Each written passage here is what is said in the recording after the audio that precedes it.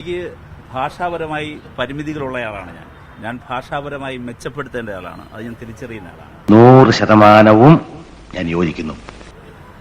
എൻ്റെ ഭാഷയുടെ പരിമിതി എൻ്റെ പ്രവർത്തനങ്ങളെ ബാധിക്കരുത് എന്നും ഉറച്ചു വിശ്വസിക്കുന്ന ഒരാളാണ് ഞാൻ. എന്റെ വേളാങ്കണ്ണി മാതാവേ, ഇവന് കുറച്ചു ബുദ്ധി ഉണ്ടായിരുന്നെങ്കിൽ മന്ദബുദ്ധി എന്നെങ്കിലും വിളിക്കായിരുന്നു. അതും ഇല്ലാതായി.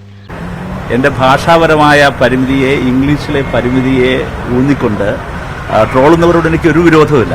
കണ്ണീര് തുടച്ചിട്ട് കുറച്ചുകൂടി വിശ്വസിക്കാൻ തോന്നുന്നു.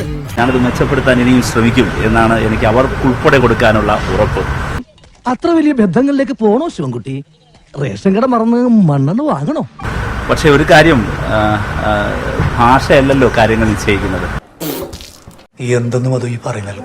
ഞാൻ എൻ്റെ ഭാഷ മെച്ചപ്പെടുന്നതുവരെ കാത്തിരുന്നെങ്കിൽ എനിക്ക് ഹരിയാനയിലെ നൂഹിലേക്ക് എനിക്ക് എത്തിച്ചേരാൻ കഴിയില്ലായിരുന്നു. വിവരമില്ലാത്തവനാണെങ്കിലും സത്യം പറയൂ. പാർട്ടി മണിപ്പൂരിലേക്ക് പോകാൻ പറയുമ്പോൾ മണിപ്പൂരിലെ ജനങ്ങളുടെ അരികിലേക്ക് പോകാൻ ഞാൻ ഭാഷ മെച്ചപ്പെടുത്തിയിട്ട് പോകാം എന്ന് കരുതി ഇരിക്കാൻ കഴിയില്ലല്ലോ. അധികമൊന്നുമില്ല, 2-3 പിരി എവിടെ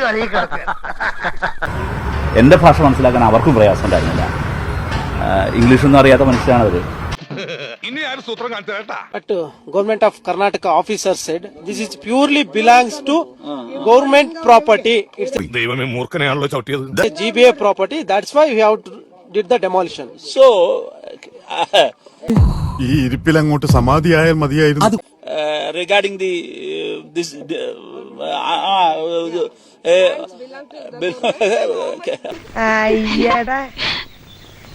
നിനക്കൊക്കെ 2 പോത്തിനെ മേടിച്ചിട്ട് പാടത്ത് പൂട്ടാൻ പൊക്കൂട മലമങ്കി. how many of them? So the government, can you, the government of Karnataka, make a ഞാനൊരു സത്യം പറഞ്ഞ് വിശ്വസിക്കൂ. എന്നാ എനിക്കത് ഓർമ്മയില്ല. why only the poor? So you have courage, the Siddaramaiah. അയാൾ എന്താടാ പറഞ്ഞത്? ഇംഗ്ലീഷ് ആയതുകൊണ്ട് എനിക്കൊന്നും മനസ്സിലായില്ല. അയ്യോ പറഞ്ഞോണ്ട് നേരം പോയി അറിഞ്ഞില്ല. ഞാൻ പോട്ടാ. ഞാനും വരുന്നു. ചുമ്മാ വരി.